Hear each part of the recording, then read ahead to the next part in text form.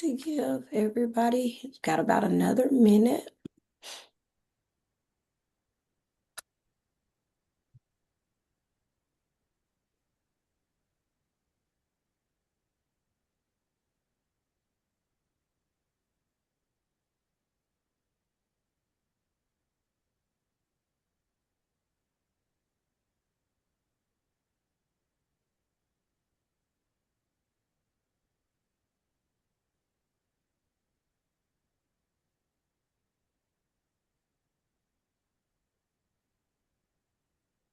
Okie dokie. It is 8 o'clock by my time. I'm going to repeat what I said. Good morning to everyone. Please make sure you sign in by adding your name and your section number as it appears on your William Carey Mailings ID. That is how I take attendance for this course. If you are not muted, go ahead and mute yourself because I do understand people are up in your house and moving about, same as it is here. Um, so with that being said, I am a stickler about time. So I like to start on time so that we end on time. So you have a restroom break between your 8 o'clock and your 10:15 because it is a lot of information that we cover in the very first class. I'm excited to do this with you guys to take this journey of EDL 602, roles of the principal. If you are not in that section, then you should not be in this Zoom at this moment. I tried to communicate with y'all. Let me first apologize because my module was not up and going on that Monday. Very, very rare occasion for me to not have it all posted. But for some reason, Canvas and I had a nasty falling out, and Canvas didn't tell me. So we're all up and running. Tech is great. Everybody has what they need, hopefully. One additional housekeeping thing. I have sent you guys communication via Canvas inbox. For me, that is a one-way communication because once I send that to you guys and get out of Canvas, I don't see your responses. I have to literally be in Canvas in order to see that you've inboxed me. However, sending me an email, I will see those because I check my email periodically throughout the day because of the lovely cellular device. I have that on my phone. That way, it makes it easy for me to keep in touch with your needs and your concerns. Inbox, I may not open Canvas again until I start grading on a Sunday, right? And I may not see an inbox. So just be mindful of that. If you send me an inbox message, I'm not going to see it. If you send me an email, I have a greater chance of seeing it the day you send it. Um, with that being said, I am a principal of a school. I work just like you guys do all day long, and evenings, late evenings. And so if you send me an email and I don't respond to you in a timely fashion, you will not hurt my feelings if you say, "Hey, I'm sending you a follow-up. You didn't answer me the first time." That does not hurt my feelings. Please do that. Your questions are important to me, but it may be one of those situations where I read it at work with the intent to answer you when I get home, and then I get home and I forget. It's just human error. Not that I'm not trying to answer, it's just that life gets busy, and I'm sure you guys know this.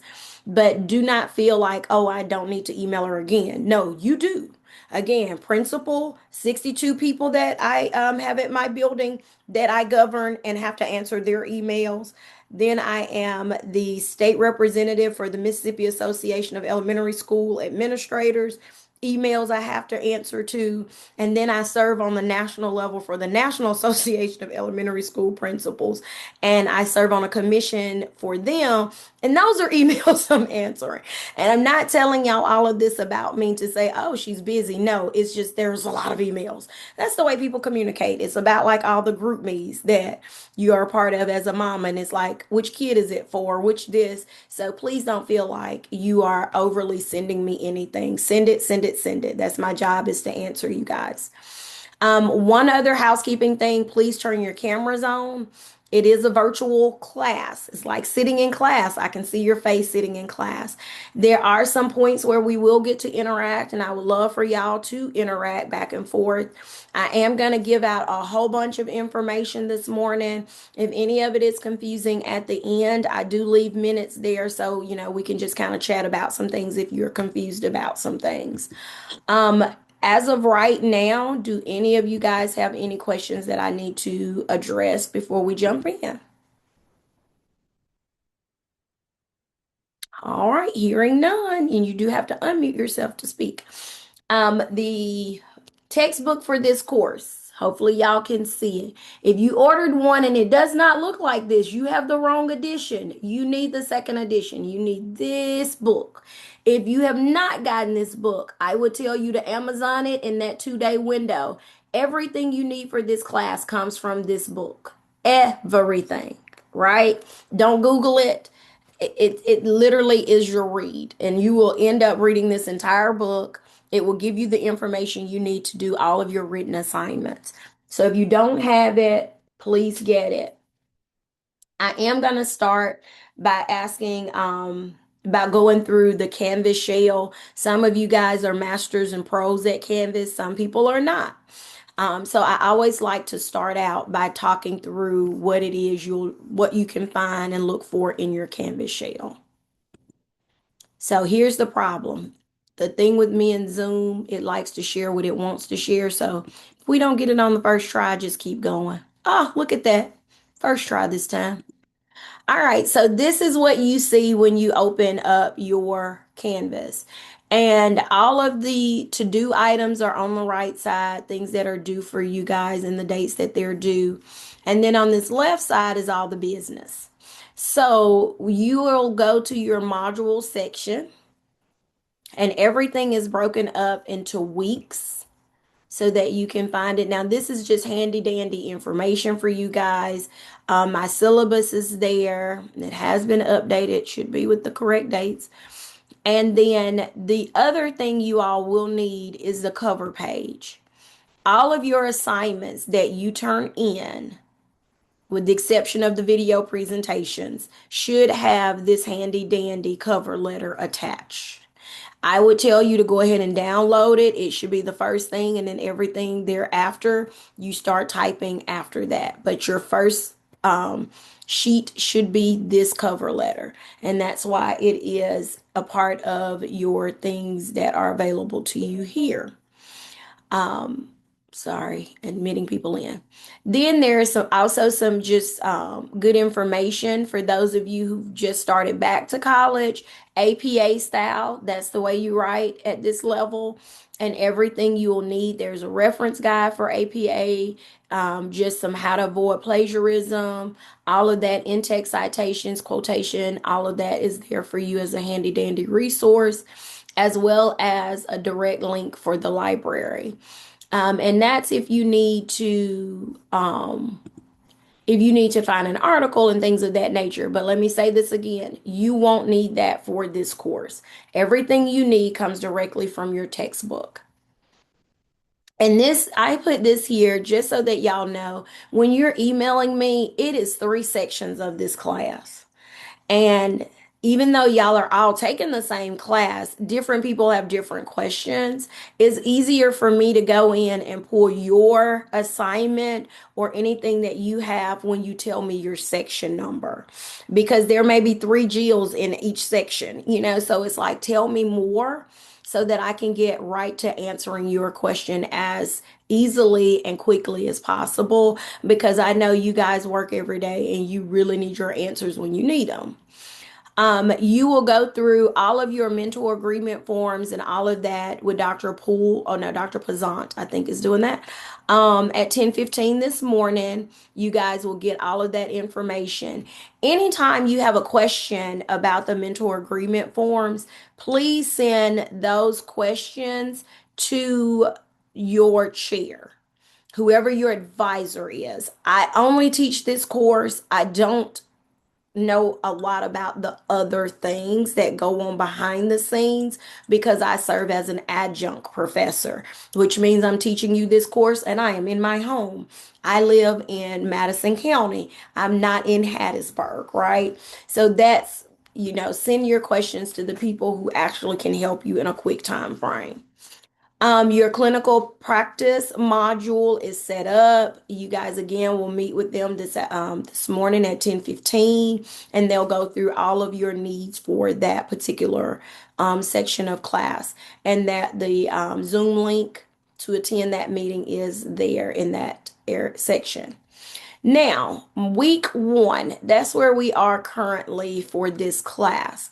And beyond week one, where you see instructor weekly video, there will be a weekly video for you to click on. And I put those up just to give you some information about what is expected. The one for week two will be up by 12 noon on Sunday. I try to post them every week by 12 noon on the Sunday prior to that week starting. So, with that being said, I didn't do it this week because I knew we had this virtual class that we would attend today, and we would go through all of the things for week one during this class. Now, your virtual that orientation, they put it here a lot so that y'all remember you do have to do it. These things are required. Your two virtual classes for me, they're required. So just keep that in mind as you're planning out your schedules. I try to make sure y'all have those dates ahead of time so that you can plan accordingly. I literally had a cheer competition in Dallas one year, and I taught this class in the little very, very small little room where you can print things. They call it their conference room because those dates are set by the university and we all have to comply with them. So just keep that in mind as you schedule out your life for this 8-week class. Now, what we're going to look at today, I'm going to do an overview of the 6 domains. That's what our book entails. It's the 6 domains that Carbo and Marzano felt were important for leadership. And most of the things that you'll read are things that you'll be able to say, wow, I remember my principal doing that, or wow, as a leader, I do those things. And so we'll go through that. I have a PowerPoint set up for us to go through that. But then the next thing we will do will be we'll do a guided practice through our SMART goals activity. Is one, you have three. Well, the SMART goal activity is broken into 2 pieces, plus you'll have a teacher evaluation that you'll do. And those are your 3 big tasks for this class. And then the culminating activity is your 6 domains presentation at the end. But we'll get into the meat and potatoes of all of that. However, let's keep going. Domains 1 and 2, if you have not received your book, the introduction, that part of the book is listed here.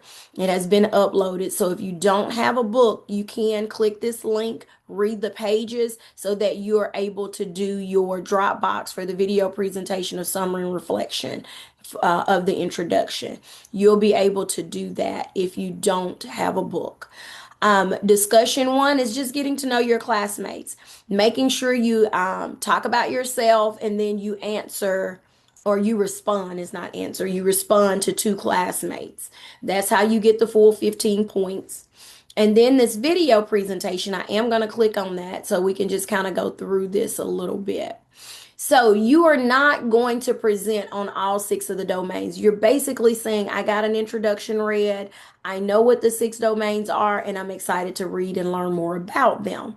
You will have an opportunity to really deep dive into each domain as we get through the 8 weeks. But your initial video presentation is just that I've read the introduction, right? So let's kind of look at that. You're going to summarize and reflect on the introduction. So with that being said, and y'all, it's a lot of information here, but I always think, and I am a teacher at heart, and I think like a teacher, how much information can I give you to answer the questions that may come up? So as you read through this, you may be like, oh, I know how to do that. I got this. There may be someone who doesn't. So it's always more information that is needed. So as you're reading the introduction and you're taking notes from your textbook, you're going to just give a brief overview of the Marzano domains. And then you're going to do a video presentation where you're recording yourself. Should you be reading from a sheet of paper? No. It's like if we were in a face-to-face class and you were giving a presentation. You would be prepared for that presentation. You may have a note card where you jot down some thoughts that you can look at, here and there as you're going through it. But you should not be presenting on your computer reading a sheet of paper. And that's not going to give you like a presentation mode. So with that being said, make sure you're, comfortable with what you're speaking about. Now, you should have an introductory statement that provides the overview of the school leadership model. You should give brief statements. And y'all, I'm going to say this on the front end of this class. This is graduate level work. I should not read your assignments and there I would do this. I'm going to do this and this is graduate level work. And anytime you read graduate level work, it should be in third person. So you would be speaking as anyone would be able to do these domains. A school leader would use data analysis to effectively drive instruction. That's the way you should be modeling, or not modeling, but writing these responses. Um, that's gonna be the thing, and you will see when I grade your assignments that if you're using first person, I just highlight through there, and you will lose points for that piece because again, this is graduate level responses. Now, make sure you end with a concluding statement reflecting what you learned from the reading of the introduction. Now, when we get to the recording of your video, this is where a lot of people get it gets hard for some people. If you're using a school issued device from your school, I don't know if they have safety features on your device where you can't manipulate these things. But if they do, you're gonna have to use something else. I cannot take a YouTube video. I cannot take a video from your phone. You have to complete this assignment in the Dropbox. And so, with that being said, here you will click on Start Assignment. Once you click the Start Assignment, this box, the media box, then is displayed. You will click the Record, and I have a school issue device, so I have to allow some things. And see how it then shows my face? And then I can click the Start Recording button. At that point, it gives me a countdown. Now I'm recording. It's counting down my recording. All the things I'm saying and or doing is being recorded for this assignment. After I'm done with this recording, I will click finish. Now that it's finished, I had to scroll up to get to it. I need to save. Well, I would put a title in. Um,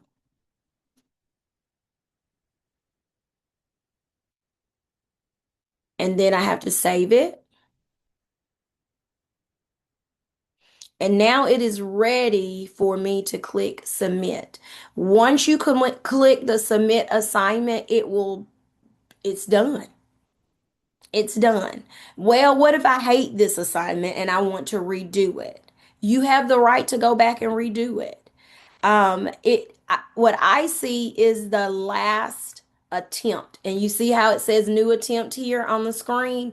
You will click the new attempt. It'll give you the same media for you to go back through it and to do it all over again. So that's the way you upload a video for this assignment. And you will do this at the beginning, and then when you get to the end for your 6 domains project, you will do it again with an uploaded video.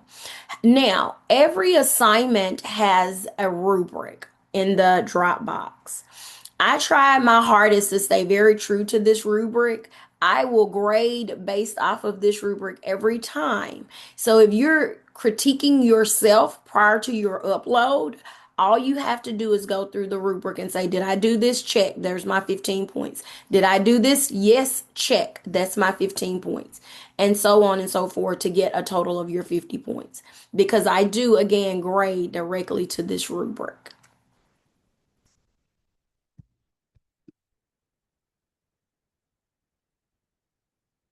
Okay, we won't swipe back. Alrighty, any questions about the upload for this week's assignments? Okay, hearing none, and you would have to come off mute for it. If you, and then at the very bottom here, for people who missed the first class or want to go back and view it directly under this box, you will find this video upload. I do upload it after we're done with the class. As you go into week two, this is when you will actually break down your domains. And again, right here where it says instructor weekly video, directly under here will you will find a video explaining everything for week two. Every expectation of that is expected of you will be listed here. And we're going to get into our data project. I call it the SMART goals. If you see, I have a data analysis and then SMART goals listed because the first part is just your data analysis. The second part is your SMART goals piece of it. And we're going to talk about that before we get off of this virtual class today. So with that being said, all of your weeks are broken up. There are 8 weeks in this module for this class. I like to always tell students at the front end, pay attention to week 8. Oh, that should not say March. Week 8, and I'll correct that. Week 8 is not a whole week. Okay. Things are due on a Wednesday. I think that's a Wednesday. And the 6th is a Tuesday. So you don't have a full week during this time. Going back in and checking. The 6th is a Tuesday and the 7th is a Wednesday. So you don't have a full week because this actual 8 weeks ends on October 7th. It does not end at the end of the week like every other week does. For our 8 weeks, it concludes on October 7th. So all assignments must be in by October 7th. So keep that in mind as you're working through the weeks. And I know some people like to work ahead, and that's why I do open all the weeks. Because when I was at William Carey, I worked ahead. If I had extra weekend time or extra time during my week, I got ahead because you never know when a kid is going to be sick at the house or something happens at work, and then you find yourself rushing for time. And you do not want to get behind. That is the hardest thing to do when you're reading about 2 chapters a week.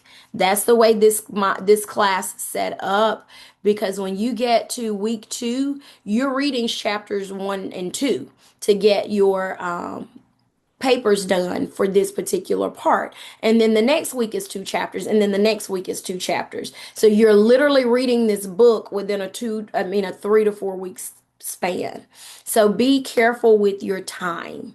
I always tell people my biggest commodity is time because I can't get it back once it's all used up. So be careful with the way you map out doing assignments and getting them in.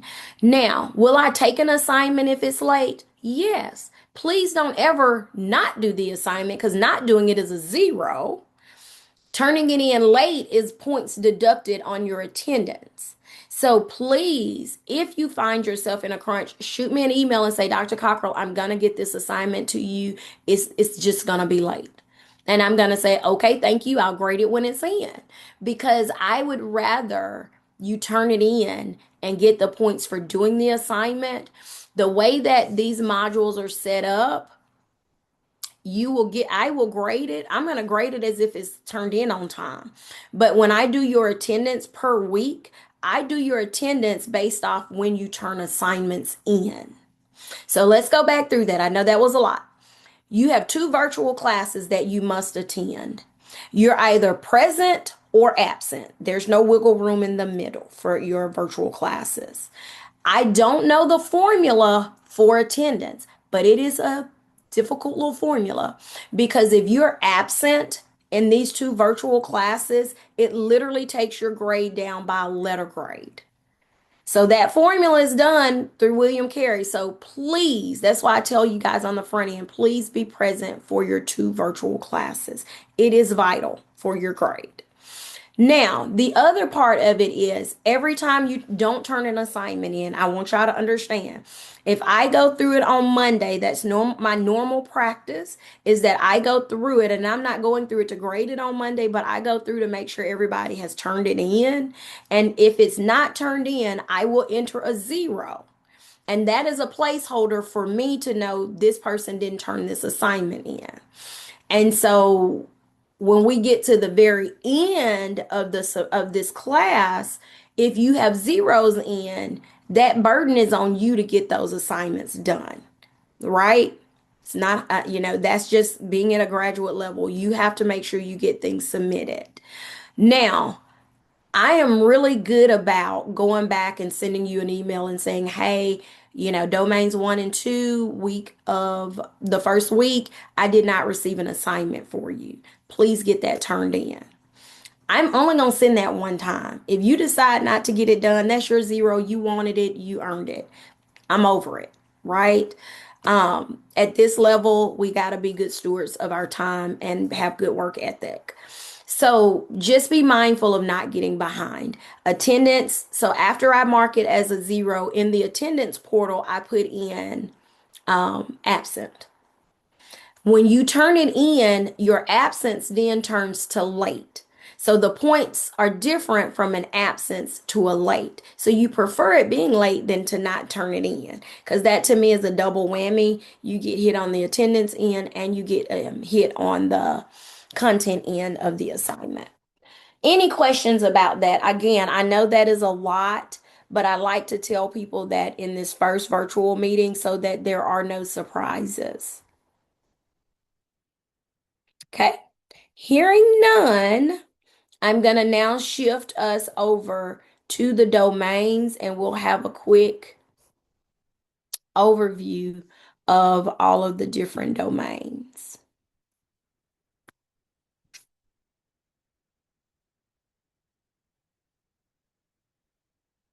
Let's see if we're going to share again the right way. PowerPoint generally is the one that gets me. Must be my lucky Saturday. All right. So, as I said, this is just a quick overview of the 6 domains. And what I always like to say, if I took out time to put it in the PowerPoint, should it be mentioned in your writings? Probably. It's like when you tell your students, test question, and nobody writes it down, and then they're like, man, I should have wrote that down. It's one of those moments. All right. School leadership for results. 6 domains of effective school leadership. Again, our book was written by Marzano and Carbo, and I followed the second edition. And if I'm not mistaken, that is still the one that they order at the Barnes and Noble's bookstore if you order it through campus. Okay, let's see. All right, it is. This is your overview piece. It is a focused leadership model. It is research based.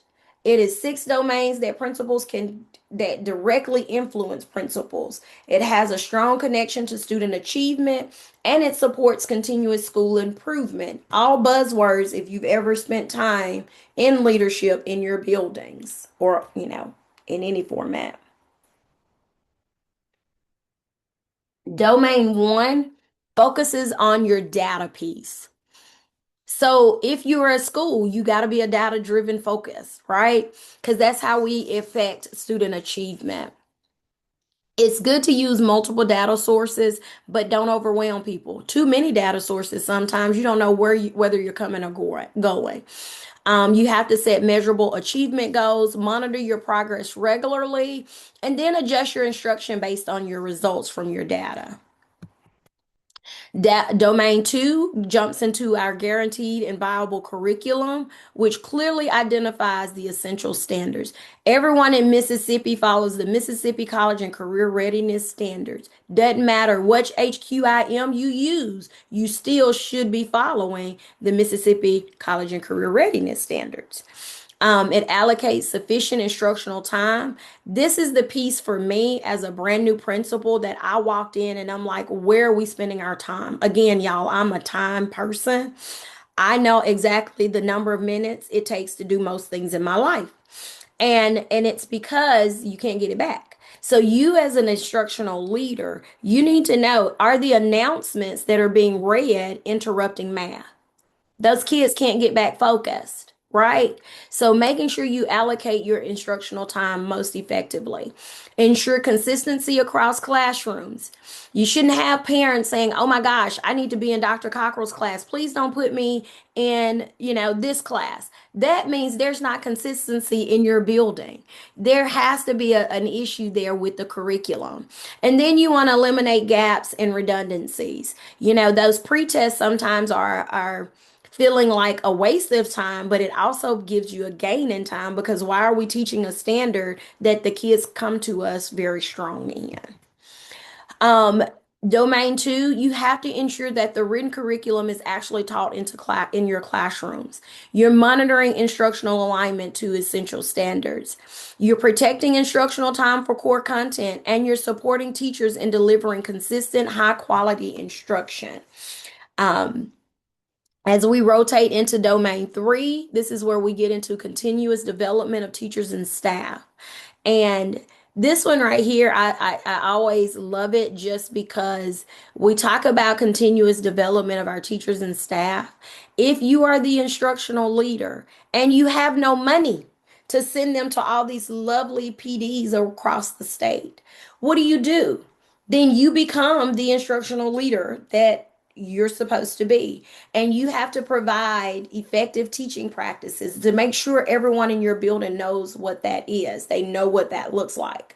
Providing actionable feedback. And we'll get into a lot, excuse me, of this conversation when we talk about when we go through the steps for the informal evaluations.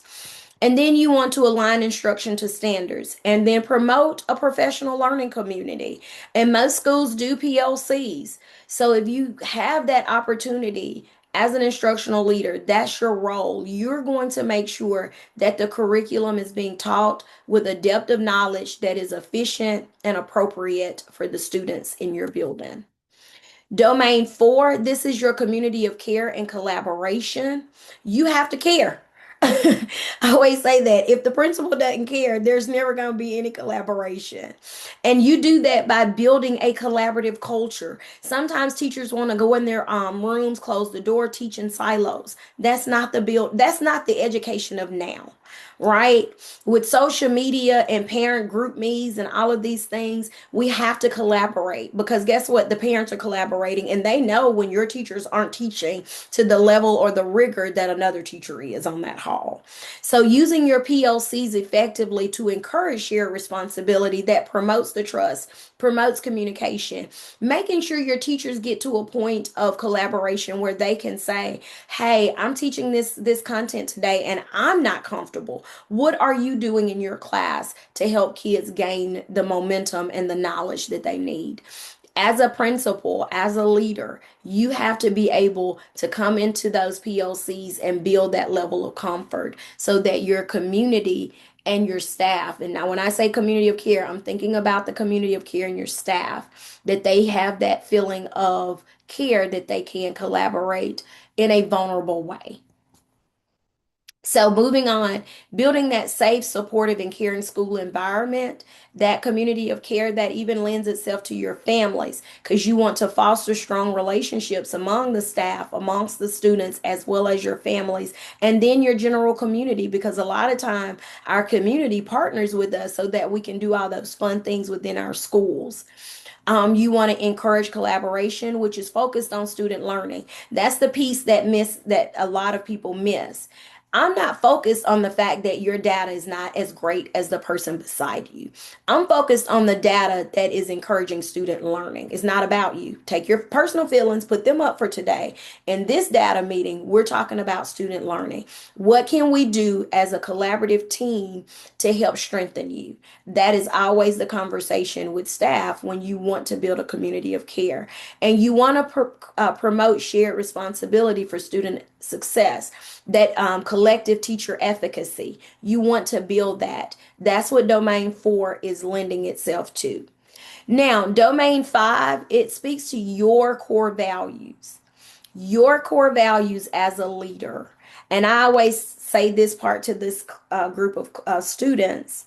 You should, as a classroom teacher, you should have a little notebook that you carry around. What are the things that are most important to you as a teacher?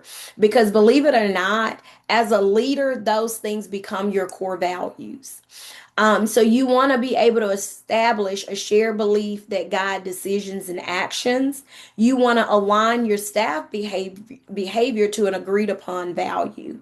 You want to reinforce your high expectations for your adults and your students. And you want to ensure that that consistency is across what you've said, your actions you take, and the practices that you put in place. If you ask any of the people in my school, what's Dr. Cockrell's core values? They will tell you she believes in children feeling safe and loved. That's it. It's two words for me. Because if kids feel safe, they will take a risk. They will raise their hands in class. They will get it wrong with a smile and say, what can I do differently? And the love piece for me is a sense of belonging. Because when kids feel like they belong in the school, their parents are nicer when they come in the school. Because what they do is they're like, no, no, no, my teacher didn't mean it like that. They will take up for you, right? So that's why your core values have to be established. They have to be shared amongst everyone in your building and spread outside into the community. And you have to have high expectations. If you don't have high expectations for kids, then your teachers start thinking that the kids can't do. Then our last one, and I will tell you guys when I walked into the role of a principal after serving 6 years as an assistant principal in the exact same building, this was my domain of weakness. I knew we had a lot of resources. I knew there was a budget and there was money, but I actually didn't know all the budget codes. I didn't know that you can't buy furniture with the technology budget. Textbooks has its own thing. You got to get price quotes before you can order them. And then the state came out with HQMIs, and then it was, oh, you can't just order a book. You got to make sure it's on an approved list. All that falls under resource management. And then another part of that is, what are we using and what's being collected in the teacher rooms, in the teacher lounge? What are the resources we need to stop buying? So you want to strategically allocate time, staff, and materials. You want to protect instructional time as a top priority. You want to align your fiscal, human, and physical resources to your school goals. And then you want to ensure that resources are directly supporting teaching and learning. And here's the Q&A section. Reflection and discussion. And I know it's a lot of you guys on this call today. However, unmute yourself. Which domain, and I know I went through that kind of swiftly, do you feel like is your strongest from where you are in your career right now?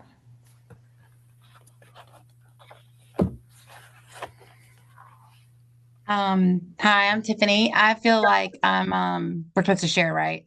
Yes, Yeah, ma'am. Thank okay. you. The domain for community of care and collaboration. I'm a consultant with the writing project, so we do a whole lot of those collaborating, learning, and I'm the director of early education at Sacred Heart Catholic School in Hattiesburg, and this is a new position for me, so I'm bringing that domain actually within this position this year with coming in classrooms and collaborating with teachers and getting them to collaborate with each other. So I feel like that's my strongest.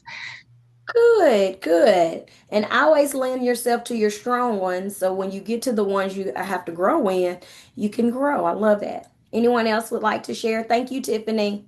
Bernicia Jordan Hutto, but Bernicia Hutto because yeah, that's how they recognize me in the system. I have two, so I have community of care and collaboration like Tiffany because I'm in a new school in a new grade level and I'm having to work a lot with my mentor and learn the curriculum specialist and stuff.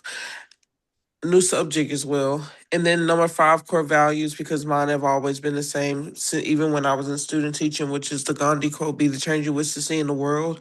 And I believe that every child can learn, whether they're told they can or not. And, us as teachers, we're a vessel for their learning.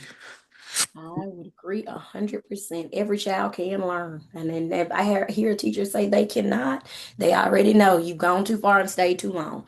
You may not learn to the end of what your standards are, but they can take steps to get there. So thank you for sharing. All right, let's shift gears. Which domain needs the most growth from you? And someone else, if you would like to come off mute, just share which domain after hearing these that you feel like, I may have to grow in this one. I'm Jenny Noonkester from Hattiesburg High School, and mine would be the domain six resource management, mainly because in what I do, I don't really work with like the budget. I have my class budget, but other than that, allocating that out to other people and taking that responsibility is, I lack that experience.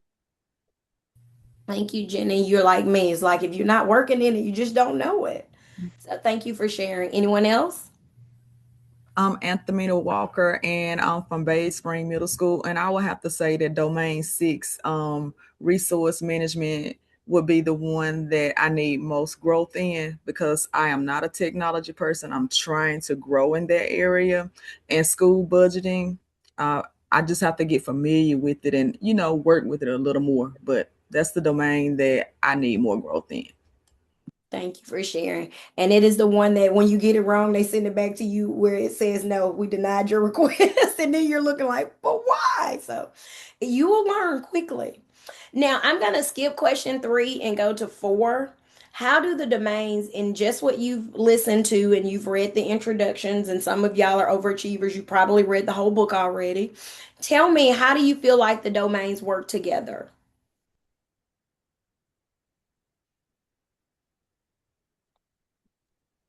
To create success for the school. Thank you. It does create success. It also gives leaders a roadmap as to what to do. Because at the end of the day, you come into this role and you feel like you know all the ins and outs, but it changes from year to year, just like curriculums change. The government makes us shifts to different things. It just continues to change. And the domains at least gives us a steady thing that we can do to affect change within the buildings we serve. All right, like I said, I know that was a crash course into the 6 domains. You will read them. And every week that I upload a video, I will go through those particular domains again. So you'll see those slides again. And that's just to kind of keep it fresh for everyone. Now, the next thing, and y'all have to look at my notes of what are we doing and how are we doing them so I don't get off track. The next thing we're going to do is look at our SMART goals assignment.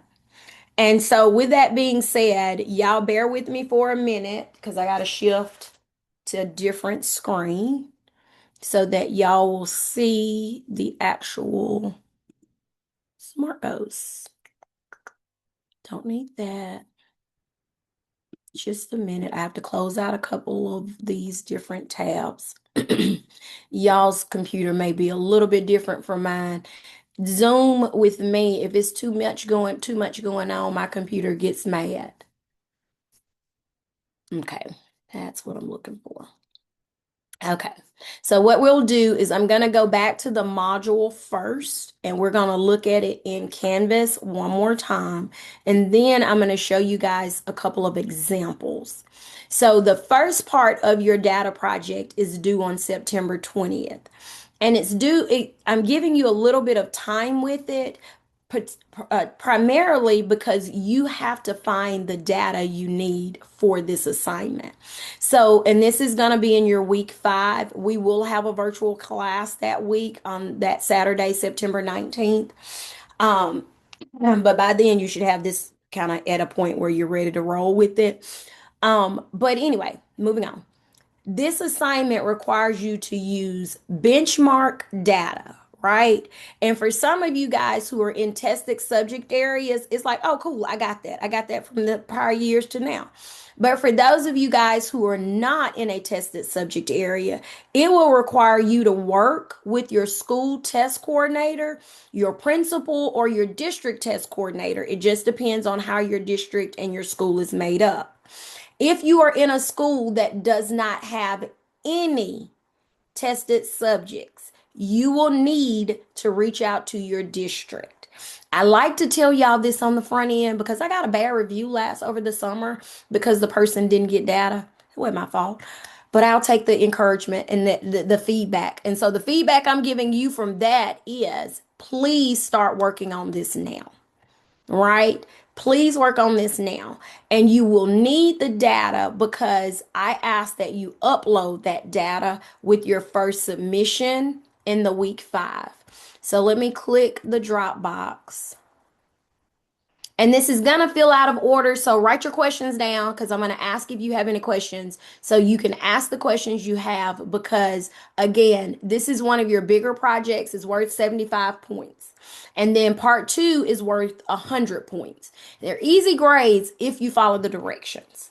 Okay, so as a school leader, think about domain 1. It's all about data analysis. Y'all, that's your whole job as a principal. You have to look at your data. Even, and in my building, and I will tell people all the time, I'm fortunate I have a math specialist that works part-time, and I have a literacy specialist that's with me every day. So I have people who can do those things, but I don't want you to tell me what my data looks like. I need to know this. And so you need to know how to analyze data. Whether you're a K2 school, in kindergarten, they take MCAS. In most of our schools now, we give some form of a benchmark, whether it is iReady, ELS, or MVP, the Mastery Connect versions. We give something, right? And then our third through fifth graders now are taking third through eighth graders now are taking the Star Renaissance that the state has laid out. So there is data out there. You just got to know where to go to get it.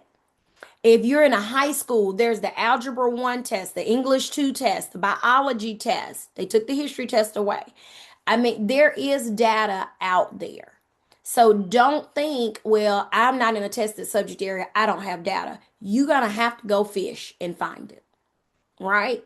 So I like to say that at this class, so you have the time between now and September to get it. So off my soapbox I go. Now, with that, all you're doing is finding your data, and this analysis of your data is quick, but you have to do it. You're going to find the data, and I'll show you guys the template in just a minute. You're going to put the name of the assessment used, what grade level, what subject area. Now, you have to list at least 2 areas of weakness and 2 strengths that you were able to identify.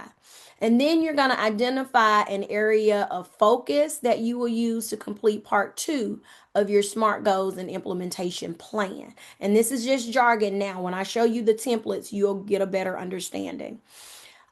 Please use the provided template, which has sample information for this activity. Remember, you still need a cover page with the template provided. It is not necessary to provide a reference page, okay? But look at this part in the red. You must also include a copy of your data that you used. And your rubric is always going to be next on here. So let's go back and look at some other things that we just talked about. Okay, let me stop share. Okay, y'all bear with me. I'm going to share out the template next.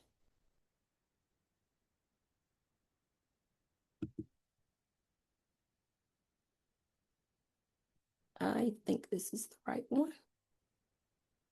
See, now we're acting like we normally act, where we don't share the form that I'm asking it to show. Told y'all, Zoom gets me every time. Okay. Let's try it again. I got to put my cursor on it so it knows that I'm looking for it.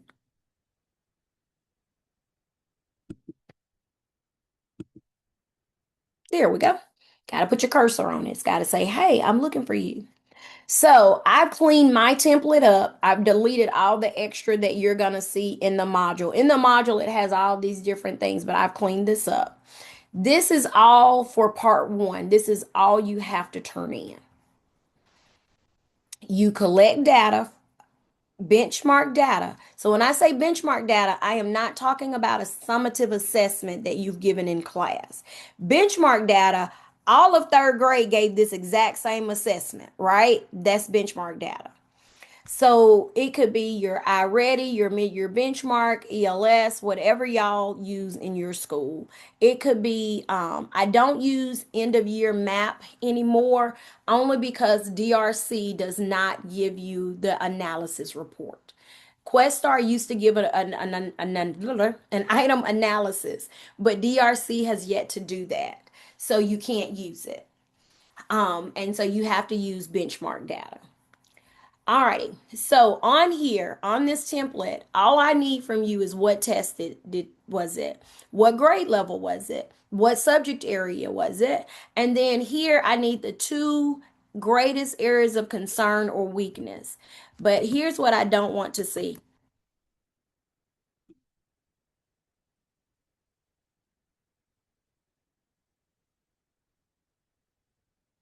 I want to see that. I need a standard. List out the standard that you are speaking of. If it is RI 3.1, put in what RI 3.1 is. And I think that was confusion before for a lot of students. They would just list the standards, I'd highlight and say, hey, I need your whole standard. I need to be able to know what we're talking about. And it says standards, but it still confuses people. And then you have the two greatest areas of strengths that you're going to list. What are the things that your kids really performed well on? And I'm a firm believer in you have to celebrate the wins. That's why I always like for my teachers to tell me what were their strengths. Celebrate the wins. We got time to focus on all the things we got to reteach, reassess. We got that covered as teachers. But I think sometimes we forget to celebrate when kids have done well. And so you list those greatest areas of strengths. Then, of these two weakest links, which one should I target first? Which one should be my first job as an educator, as the instructional leader? And once you identify that, that's the standard you're going to, from these two, you're going to copy paste it right here. Because that's going to be my focus. When I write my SMART goal implementation plan, my area of focus is where I am. Any questions so far about that? Okay, hearing none, let's talk data.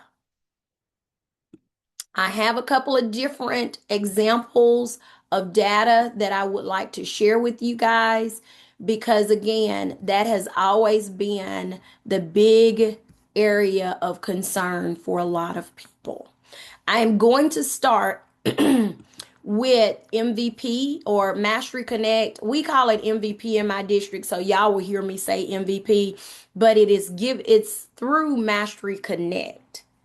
Multi-view predictive is what it stands for. Okay, so let's start there. And y'all may be familiar with this and you may not be. Mine is color coded. I'm cuckoo for Cocoa Puffs. I like to color code things because the blue means yay, we did great. The green means yes, we're progressing great. And the yellow means we may need to look back at that. Let's test it again. The orange means, oh yeah, we got to pull some kids. This is not working. And the red means, okay, y'all, we got to reteach this for everybody. So that's why mine are color coded. We talked through this in my PLCs about how we need to approach things.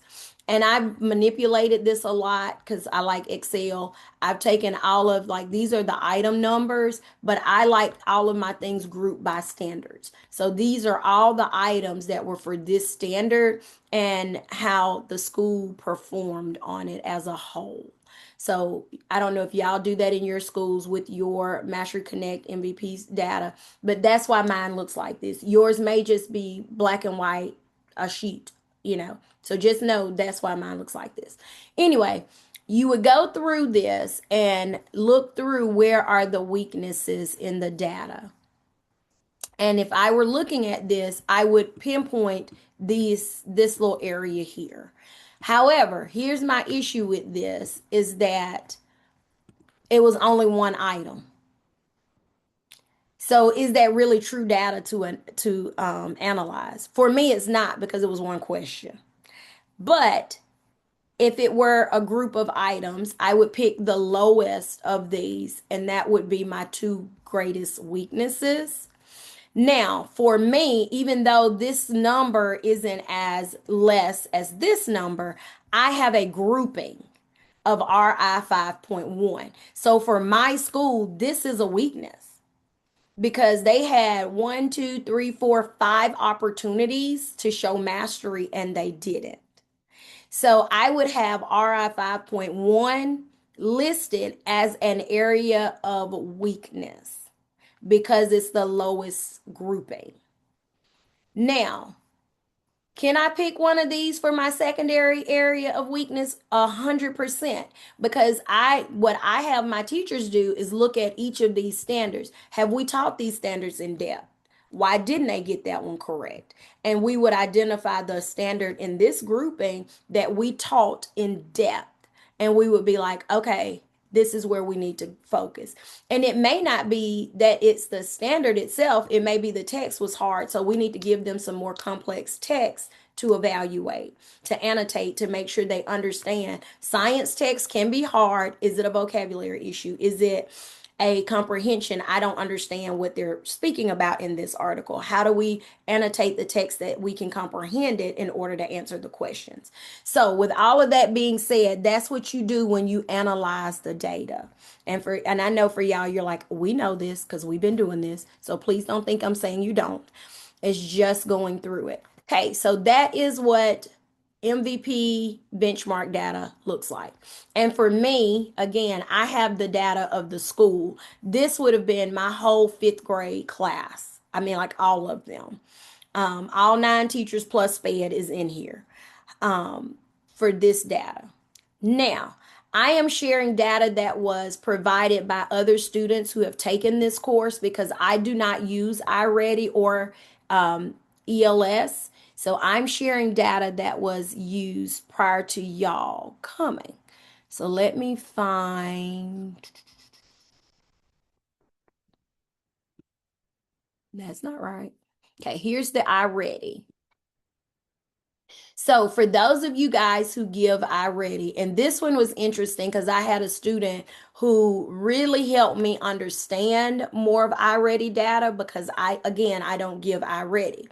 And there is what you would need from your principal or whomever does data for you guys is the skill summary. That's what you need.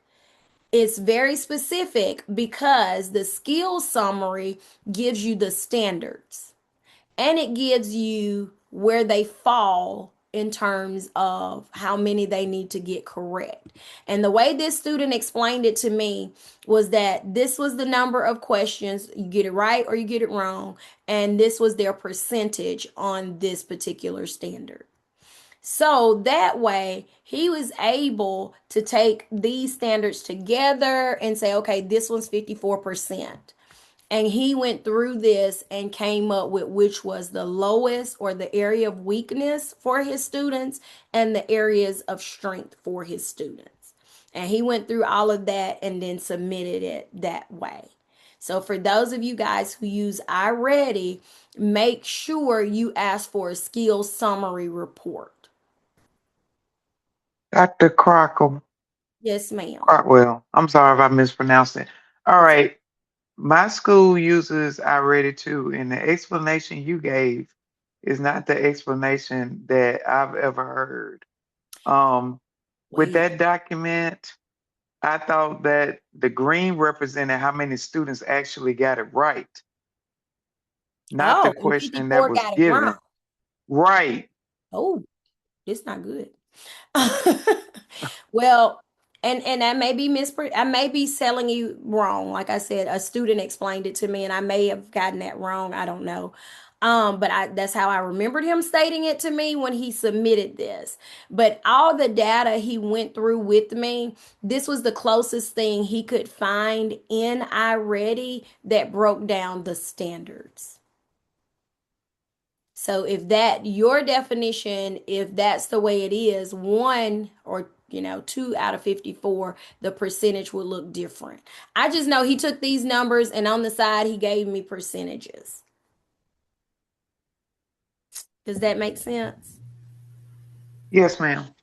Okay, and again, I'm not familiar with iReady. Sit down with your test coordinator, and if there is another document, please share it with me because I'm learning all the different sets of data. I've learned a lot in the last couple of years just through this class, but if you don't use something, you're not as familiar with it.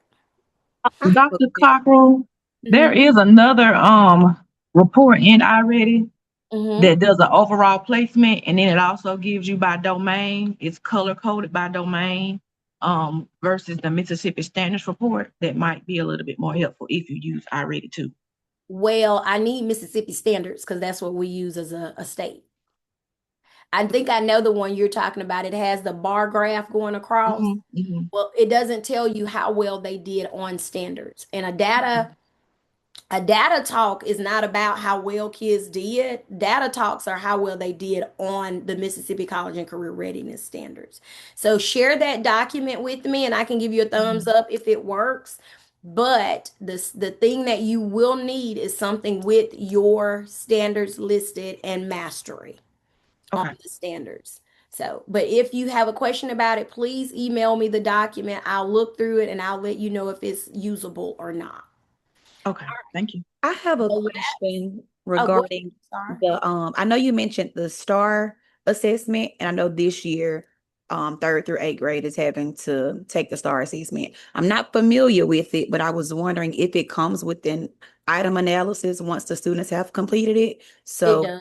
okay, gotcha. I've already pulled my reports because we've taken it already. It does come with it.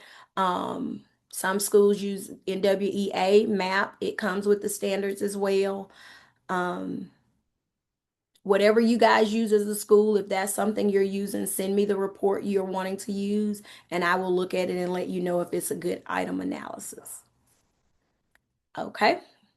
If y'all hear my dogs barking, they've gotten up and gotten playing, and I was hoping they'd hold off a little while, but just know they do that sometimes. All righty, this is the ELS. Let me see if it'll, okay, there we go. It's a screenshot. And this is how the data is broken down for ELS. And this one, oh my, I'm trying to remember. This is an item analysis, and that's the dashboard that this student pulled from. Again, I'm leaning on y'all to help me see through some of these things because, again, I don't use this particular system. Yeah, I use this one, so this is a good example of what it looks like.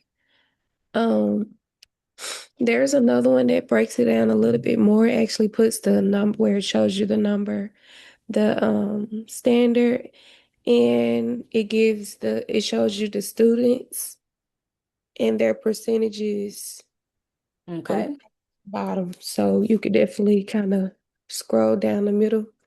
It's not this one, but this one is a good one as well. So this, Okay. So Dr. identifying Cockrell, information with FERPA, I don't need to see student names because of FERPA.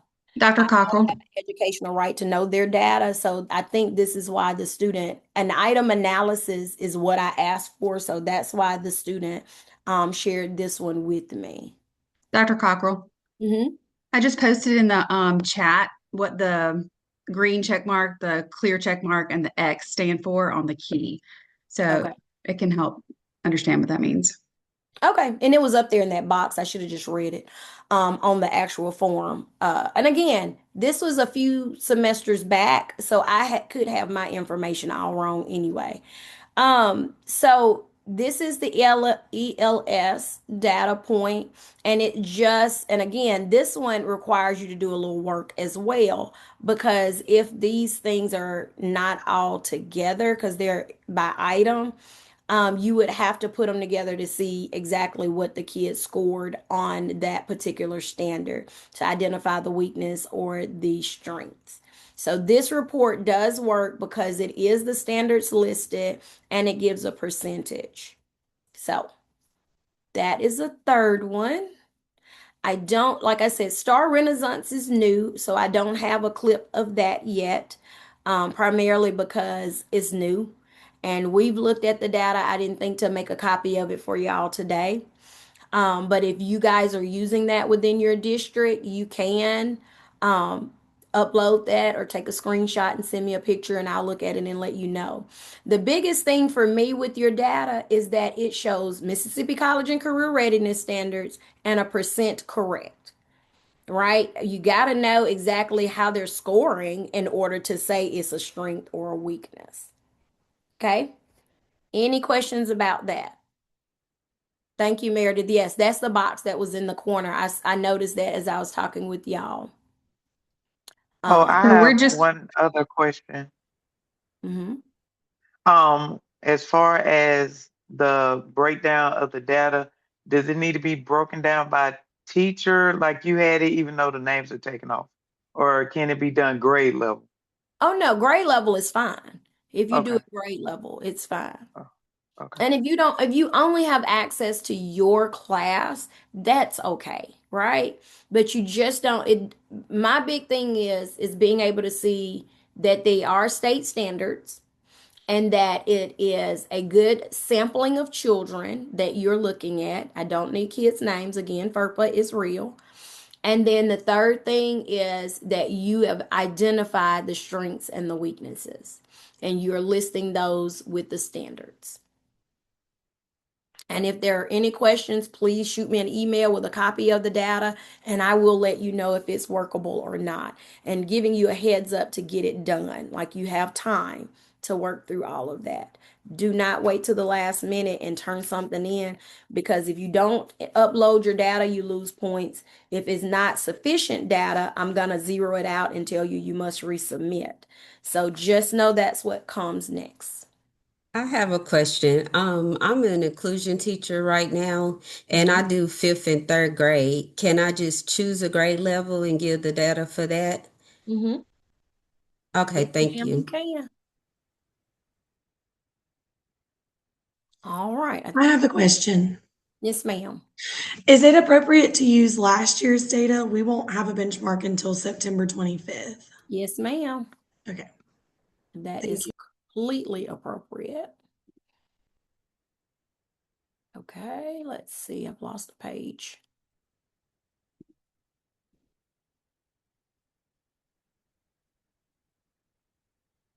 Okay, y'all give me just a second. I'm closing out tabs.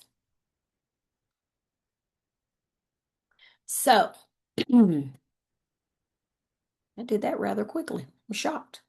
Now, with the rest of our time, and again, I try not to go really fast. If you haven't ordered a book, y'all, I'm going to stay on this soapbox. You need a book.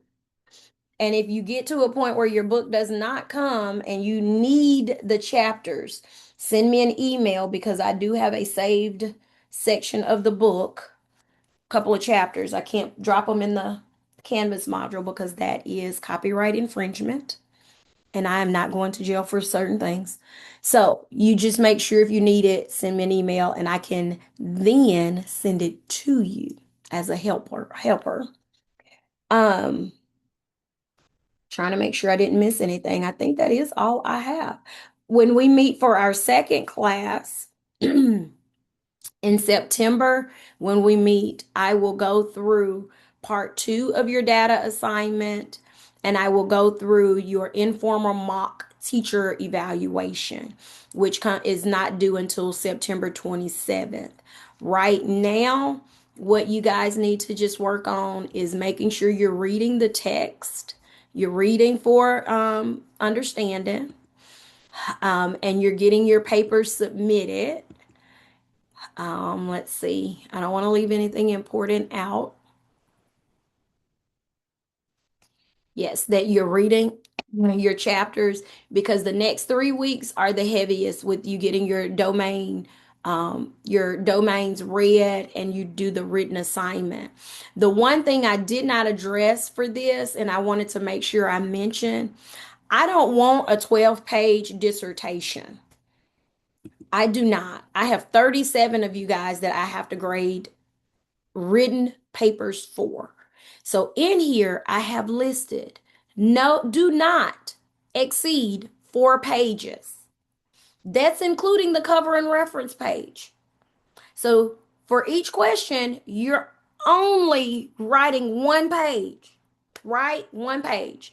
So let's look at this assignment. And again, I'm gonna go through this on that video that I upload. So on Sunday afternoon, you've had church, you've had dinner, you can watch my video. I try to keep them under 10 minutes because no one wants to hear me that long. So your first strategic leadership planning is all about a data-driven, curriculum-centered approach, and then continuous development of teachers and staff. But you're going to read these chapters, but then you're going to apply the information. So for your very first assignment under the domains, you got to decide a scenario. Do you, for the 6 domains, want to talk about a high poverty urban rural elementary school with declining math and literacy scores? Do you want to talk about a suburban middle school that's experiencing wide achievement gaps between its student subgroups? Or do you want to talk about an urban rural high school that's struggling with curriculum alignment and inconsistent instruction? Because that's going to be how you formulate your answers around how to improve one of these 3 scenarios. So when I think about my scenario, and I'm always going to pick elementary school, y'all, because I'm an elementary person. And I'm going to look at domain one and I'm going to say, what would an administrator do to ensure that planning decisions are based on the specific school's data to improve student achievement? I'm going to go back to my high poverty, urban or rural elementary school with declining math and literacy scores. Well, I worked in Jackson Public Schools, and I was in inner city Jackson, and our school was dealing with declining math and literacy scores. And so to me, I'm gonna speak from that place because I've been there. Um, and I can talk about why data is essential for a school who's declining in the math scores. I'm going to be able to put that scenario and that question together and come up with a very real world response, and leaning on what the authors have said in my textbook, I'm going to be able to put that into my response to help this school. And then it's the same with the viable and guaranteed curriculum for domain two. How can I make sure that they're receiving a viable and guaranteed curriculum? I'm going to be able to use my um, urban school to say this is what I would do to help that. And I'm going to be able to do that because I can lean from my own experience, but I also have the text to give me the content that I need to be able to respond. And that's how you're going to respond to all of the domain assignments. Keeping in mind, you're going to be in third person as you're writing as an administrator of my urban school. I'm going to do this, this, and this. Not I, but the school leader will do these things. You will have a cover page. You will use every response you have to have in text citation. So for question one, let me say it this way. I'm using a textbook to answer these questions as it relates to this scenario.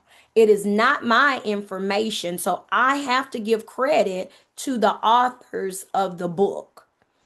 That's why it's important that you use in-text citation. And if one day you decide you want to write a dissertation, I would recommend, if you feel like you have the time and energy, you're going to need to know how to do this piece because this is all of the dissertation. So please make sure you're using in-text citations. And I would encourage you not to use direct quotes as often because it drives up your Turnitin score. So paraphrase, make it your own, but please provide in-text citation. Give credit to the authors. That is essential. And I do go through, I grade like a writing teacher. I go through, I check for in-text citations, I check for a cover page, I check for a reference page, I check to make sure those things are correct. Then I go back and grade, did we pick a scenario? Yes, we did. Did we tie that scenario to our question? Yes, we did. And then I go back and read information. Did it come from Marzano and Carbo? Oh, yes, it did. And then I look at the rubric and then give you the points that you've earned, right? That's how simply I grade. That's why I don't want 15 pages. You know how long it'll take me to do that with 15 pages? Now, let me, before I close, I almost forgot to touch on AI. I am not a person who's against AI. I'm not. But what I will tell you is William Carey has a policy around AI. And if you've not read it, you need to. When you're typing something, and I don't know if your computer, I have Grammarly. Again, I am not against AI. I use Grammarly. It is a paid service that is on my computer that I pay for.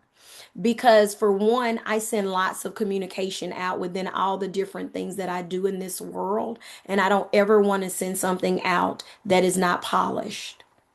However, when I wrote my dissertation, there wasn't all of this AI generated stuff. So I had to do it the old school way and ask my counselor, who is a grammar police, to check it. So I never got dinged for AI. Here's what happens, guys. When you turn your paper in, it goes through Turnitin. Turnitin checks it for plagiarism and AI.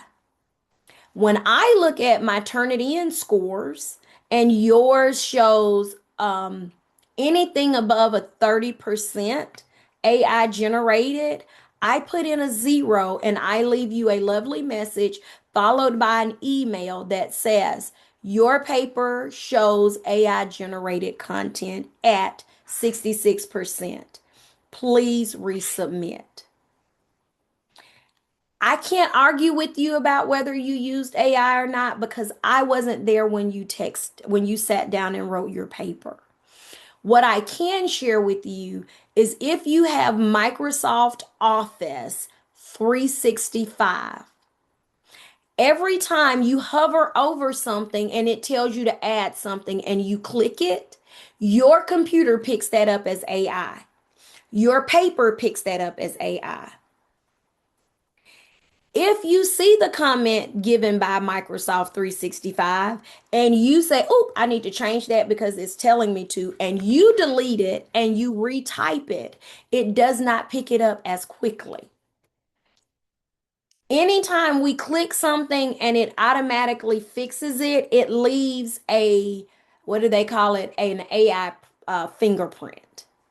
I don't know all the logistics of that because that's not my world. It's not my wheelhouse.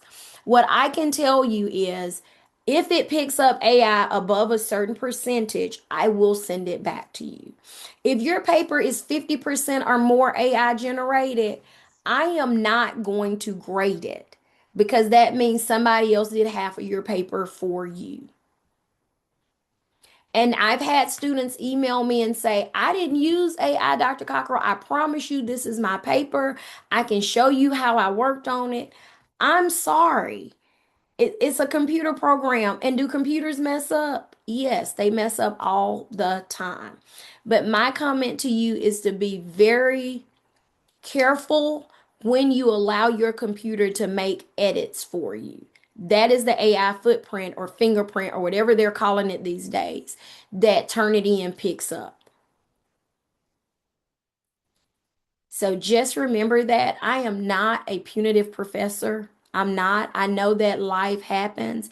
I know that we have a lot going on, but I will encourage you and support you and say to you, don't wait to the last minute because when our backs are against the wall is when we rely on things that eventually gets us in trouble. So just be cautious, okay? And that's my spiel about AI because I know it's going to get somebody. Every time I've taught this class, it has gotten somebody. And I get the angry, upset emails. And again, there's absolutely nothing I can do about it. There is a question, second virtual class posted in Canvas. Yes, it is. It is. Okay, somebody's already answered. Thank you, Meredith. That is correct. It's September 19th. Everything you need for this class should already be in the Canvas module. If you have some difficulties finding it, please reach out via email letting me know what your difficulties are. If you got on the call a little bit later and you did not put your name as it appears on William Carey and your section number in the chat, please do so. That's another area I don't go back and forth with students on too. I've asked for it to be in there. If you forget to do it, that is on you. Put it in the chat, get credit for the class. I won't count you absent on this class. And an absence does hurt your attendance grade. Please remember that. At this point, I did better than I've ever done for this class. I'm so feeling very proud of myself today. So if you have any questions, you can come off mute. This is the point of the day the morning that if you have questions, you guys can come off and ask those questions. If you don't have any questions, have a wonderful Saturday, and enjoy your day. Any comments, any concerns, any thoughts that you may have, please send me an email if you don't want to ask them publicly on our chat. That's all I have. I have a question. It might be a silly question. Mhm. As far as turning in assignments, do you prefer a Microsoft document, a PDF, or Google? I just want to make sure. I don't have a preference. Okay. Luckily for me, my computer will open up any document that you submit. If you get to a point where you're submitting something and it kicks it back, that is Canvas has an issue with it, not me. When you guys get to your presentation and you're uploading those, they have to be done with with that media where I showed y'all for your first assignment. You cannot upload a YouTube document, a YouTube video, or from your phone that does the MP3s and all of that. They will kick that one back. And I've just learned that with this course. I have a question about you said there was a 10:15 meeting. Is there another link for that where we're going over something? Yes, it is in the module right before week 1. That link is posted.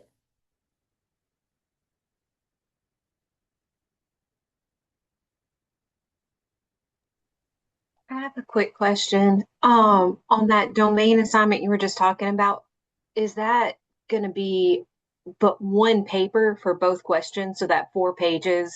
Yes, ma'am. And it's that way for domains 1 and 2, and then you'll do 3 and 4, and then you'll do 5 and 6. And y'all, this is where I ask for grace. I do not grade these really quickly. I try, but it takes time, and it is 37 people. Every fall, it seems like this is the largest group. And I don't know about y'all in education, but this is the busiest time at work too. So just give me a little grace. I'm gonna get them graded as quickly as I can. I don't start grading until the Monday because I like to give everybody time to get them in on Sunday. And I spend Monday, Tuesday, Wednesday, Thursday, Friday, Saturday getting those graded because I like for you to have feedback before you have to do the second set. But it won't be, oh, I turned this in Sunday. Why she didn't grade it? It's already 9 o'clock on Monday because life is lifing. So a little grace. Give me until at least Saturday, and I will have all of domains 1 and 2 graded. I like to be honest about that. I'm a little slow. You said the link for the next meeting is in the module? Yes, let me see here. Okay, I'm just trying to make sure. Okay, I'm gonna go back and show it to you guys real quick since I still have it up. So right where it says clinical practice module, it should be right there. Clinical practice module. Oh, Do you have a link? no, I'm looking for it. What section are you in? That's what I need to look at too. Let me see my It's in your EDL 602 module. I don't know if it's in your clinical practice module because I don't have access to that. If you go into this class, EDL 602, it should be directly under, you got your resources, and then you have your mentor agreement forms tab, and then you see the clinical practice module tab. Okay, so I'm in EDL 602, 82.1E. 82.1. I don't know which one I'm in right now. I'm in 81. Okay. You don't see it? No, I got out of it to tell you which class I was in. Let me go back to it. Excuse me. So what I had to do was click on a different class. So I just clicked on the Education Fall 2026 cohort, and you can find it under there. Education 2026. Mm-hmm. You said 82, right? Mm-hmm. Okay, I'm gonna go into 82 and see if I can find it in there, and if not, I'll add it. I can add it. So y'all have access to it. I told you that was the domain I have to work on, the technology. No, it's in there. It's in your 80. If you're in 82.1, it's in there as well. Okay. It's in the exact same place as Okay. it is in the one that I was showing you. I just pick one of the 3 and pull it up, but it's still there. Okay, got it. Clinical.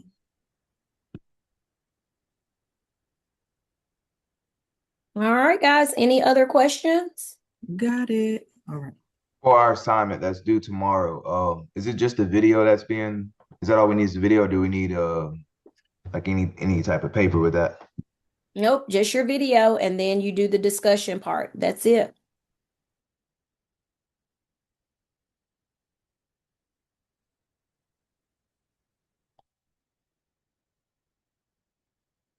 So we just come back at 10:15. Click that link because it's going to take you to a There's the Zoom that they've uploaded, so it'll take you to that particular class at 10. Okay. And Exactly. please don't miss that class. I'm not. I'm gonna be early. Okay. Have a good one. You as well. All right, guys, I'm going to end the meeting for all if there's nothing else. Y'all have a magical day.